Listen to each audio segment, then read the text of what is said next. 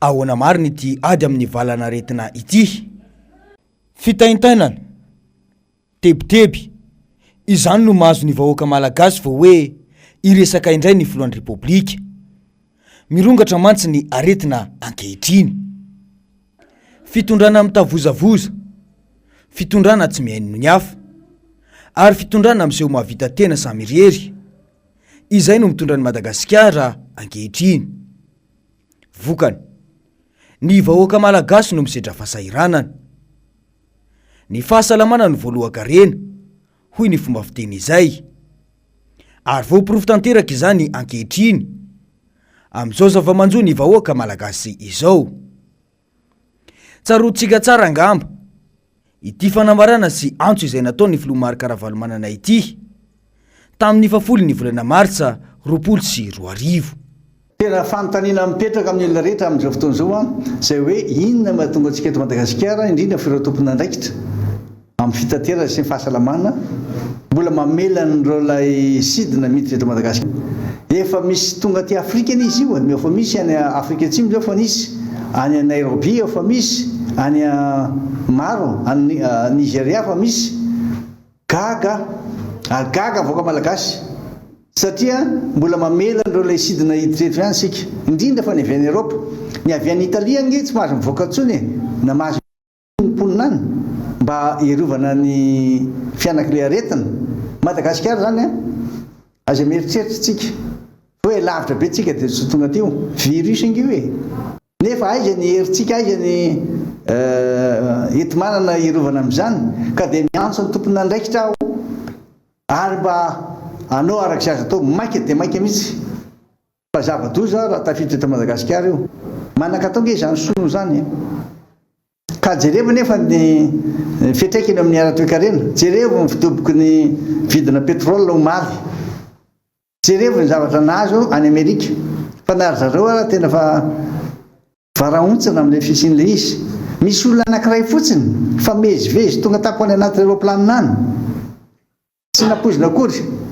Ka dia zay antso zay mba tiako atao amin'ny mpitondra, ary itsika malagasy ihany koa tokony hitandrina tsara tsika amin'ny fahadiovana. Nefa moa ny rano tsy misy inona moa zany natao fa dia zay zava-doza ho izy io, satria le virus tena aingana be mihitsy ny voka-dratsiny izy, aza sanatry vonony zany ihany zany. Ka dia miantso aho ary manamafy ray aman-dreniny firenena, hitako mihitsy zavatra tena hita azoko sary an-tsaina no manjoan'ireo olona tsy manan-katao. Averina ihany fa ny volana Marsa 2024 iny fanadihadiana iny, izany no atao hoe olona manana vision na fitsonjovana lavitra amina fitantanana. Raha mba narahana tokoa mantsy io teny nataony filoha Marina io, dia tsy ohatr' izao mihitsy no zavatra niaina ny vahoaka malagasy sy manjo azy, satria voasakana mialoha ny fideran'ny aretina teto amintsika. Saingy ny mpanohitra moa no manolo-kevitra, ka dia nataony tsinotsinony. Eny fa fanaratsiana indray aza no nataony mpanohana ny fitondrana azy. Nanome ohatra sy nanampy ny vahoaka malagasy ny filoha Marina nataoriany io. Nolazain'ny sasany fa zavatra tsy misy dikany izany. Ity no fanazavana nataony filoha Marina tamin'ny fotoana io. Raha tena mijery marina ny hoavin'ity firenena ity sy ny ainy vahoaka, anisa zava-dehibe indrindra aloha dia miona na tsisy anara tsy maninona fa miona reo any dia mba atao makao ny olona manampaizana sy ny malalana izy tsara.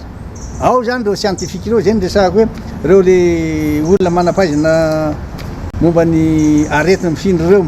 Fa vao avy nivory zareo tamin'ny herinandro iny ny G20 dia fa milaza hoe nareo any tokony fanaraka tsara na ny eo amin'ny fitondrana na mpanohatra, dia satria ady tsika tokony hiezaka mafy mpitondra mba teny fampiresaka. Tsy mitady seza ho azy zahay zay mieritreritra zany nareo hitady seza zay ady ty ataontsika ity amin'ny otrika aretina. Reo olondreo aina tsy voavidy laha tokana ny aina eto foana zao no hitako hoe tena enjana be mifanaovana ny iny ty sy ny hoe tsy mahazo misirikile fa ovelany eo tany makany sotrona makany beorika na makany an'iny ty atsa voibolona atsy belera milahatra n'le vary zareo tsisy tsony zany fandrajana n'le elanelany zany loza. nefa ry mitatataty ry milaza hoe zao ny tokony atao, zao ny tokony atao. Zay mampanohatra anay, teny kritika zay ary kritika zay constructif anaovanay azy, milaza ny zavatra misy tena marina. Ny tena malasa saina dia ny omehezana sy ny hoesoiny ny pomba ny fitondrana io ohatra sy faneho-kevitra izay natao ny filoha marikaravalomanana io. Tsikatra ihany ny fanarana izany taty aoriana, saingy efa niparitaka sy nianaka ny aretina. Fa ahoana marina e? Tsaroantsika tsara angamba ny teny izay nataony ny atao anatin'ny gouvernemanta tamin'izany dia ny hoe tsy mafy noho ny pesta sy ny kolera io. Izahay zao ny mitondra. Ireo 6% imbécile ihany no mitabataba io fa ny vahoaka malagasy dia miaiky ny fihetsiky ny fitondram-panjakana avokoa. Ity raha tsy aivina, io teny nataony mpitondra io. Mbola tazomiko soa matsara ilay teny koa. Ny choléra tamin'ny 2000, du 1er décembre 99 au 8 mars 2000, zany hoe 4 mois dia 12 000 cas no recensé tamin'ny choléra ary 736 décès en 4 mois zany. Peste nanomboka tamin'ny 1er août ka hatramin'ny 26 novembre 2017 dia 2158 cas nous répertoriés teto Madagascar, recensés ary 174 morts ni 174 décès nous enregistrés zany tao anatin'izay peste 2017 izay. Mbola azoko resahana hoe raha iresaka ny rougeole isika ty Afrika tamin'ny 2018 fotsiny ohatra dia 140 000 morts ny matin'izany rougeole izany, 6 000 morts tany RDC, ny palu 13 000 personnes no victime na matin'izay. Itenenako amintsika hoe tsy comparable angamba amin'izay resaka coronavirus izay. Mazava angamba ny fanazavana ny mpitondra teny ny gouvernemanta iny. Mbola fampitahana amina aretina hafa ihany izay arety mandoza ity adreantsika ity. Ny fanontaniana mipetraka dia ny hoe nisy fanidina sisy tany ve tamin'ny fotoana izay nampirongatra ny kolera teto amintsika? Nihiboka ve ny vahoaka malagasy rehefa nirongatra ny kolera sy ny pesta?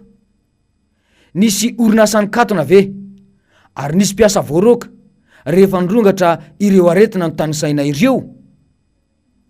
Lasa atao kilalao sy andrakandrana loatra ny fiainam-bahoaka, koa tsy mahagaga raha miverina mirongatra sy mianaka indray izany ankehitriny.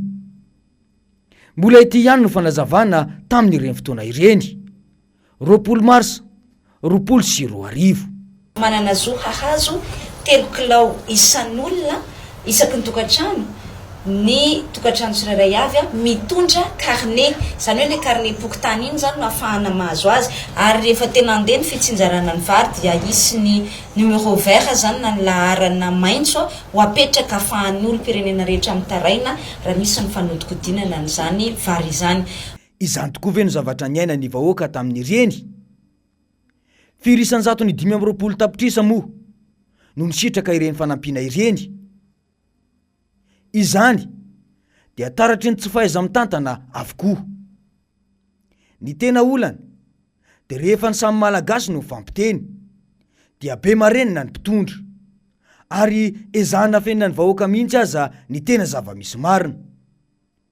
Ohatra amin'izany ilay taratasy izay nalefa ny FMI ho an'ny fanjakana malagasy iny. Teo ny resaka jirama, fa teo ihany koa ny mangarahara amin'ny vola izay navilivily lalana tamin'ireny fanampiana ireny. Tsy efa nitaka izany mangarahara izany foana ve ny mpanohitra, saingy inona ny valiteny nataon'ny mpitondra? Tsy hoe te hiaray tantana? Dia te hiaray tantana amin'ny mpitondra ihany koa ve izany? Ny FMI sy ny Banky Mondialy mitaky ny mangarahara ankehitriny io. Volam-bahoaka io, koa rary ny raha mitaka izany ny mpanohitra. Ity no fanazavany ny solombavam-bahoaka. Hitantsika keo ny scandale na écran plat iny hoe miopampana be mividin'ny écran plat ary nisy conflit d'intérêt teo amin'ny ministry ny atitany sy ny vadiny.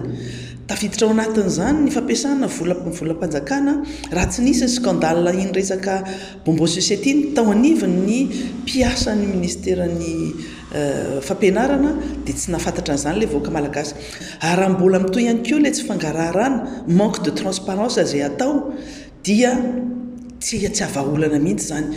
Hitantsika foana hatramin'izay rehefa miakatra plateau na ampitenenina na misy zavatra tenenina Flora Valomanana dia tsy maintsy miteny aorinan'iny ary mamono hafa ny ny amiral Didier Ratsiraka. Rehefa vita ny anjaran'ny amiral Didier Ratsiraka dia miteny izay vao miteny ilay filoham-pirenena fa zareo marary dia alefa makany ivelany manao ivasanina amin'ny volam-panjakana. Hitantsika ao anatin'ny site web ny ministère finance ange hoe ny vola azo tamin'ny Covid-19 tamin'herintaona lanina tamin'ny olona manokana. Hita daholo ny anaran'ny amiral, hita ny anaran'ny karazan'olona izay mahavariana hoe reno ve no mahazo tombontsoa manokana amin'ny fampiasana n'ilay volan'ny Covid izay tsy tonga any amin'ilay vahoaka madinika ilay tokony destinataire principaux. Miverina mirongatra ny aretina ankehitriny. Efa betsaka ireo fampanantenana izay natao teto. Fa nitakiany ny vahoaka malagasy amin'ny mpitondra dia asa fa tsy fampanantenana. Miakatra avokoa ny vidin-javatra ankehitriny. Ary tsy mipaka eny amin'ireo tsenam-bary akory ny fanafarana vary izay ataony ny fanjakana. Betsaka no tsy anasa. Ary raha tsy mitandrina ny fanjakana dia ahina ny mety ombola fiakaran'izany atsoatsy. Raha ny fomba fiakaran'ny mitondra ny tsimikaretina amin'izao io no jereny. Ny fanontaniana mipetraka ankehitriny dia ny hoe irosoana ve ny fihibohana? Anao ahoana ny sosialim-bahoaka? Isy ve ny fandraisana andraikitra matotra ataon'ny fanjakana momba izany? Ka tsy ho tahaka n'ireny tamin'ny taondasa ireny intsony.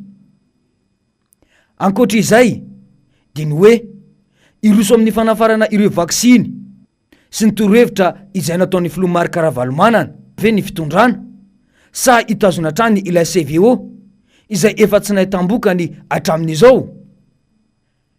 Na ireo firenena afrikanina izay mpifanolo-bodirindrina aza izay naka izany teto amintsika toa tsy niverina intsony ankehitriny naka izany. Manahoana ihany koa ny fiomanana sy ny fandraisana andraikitra amin'ireo toeram-pitsaboana maro samihafa, indrindra fa ireo mpitsabo izay hiatrika ity aretina ity. Fanontaniana mila valiny ireny ary fandraisana andraikitra mipaka amin'izany no takiany vahoaka malagasy amin'ny mpitondra fanjakana. Tahaka izany ihany mantsy no niangana teto eritaona tahaka izao saingy vokatry ny fitavozavozana dia izao ny zava-misy mahazo ny vahoaka malagasy. Fa ahoana mariny?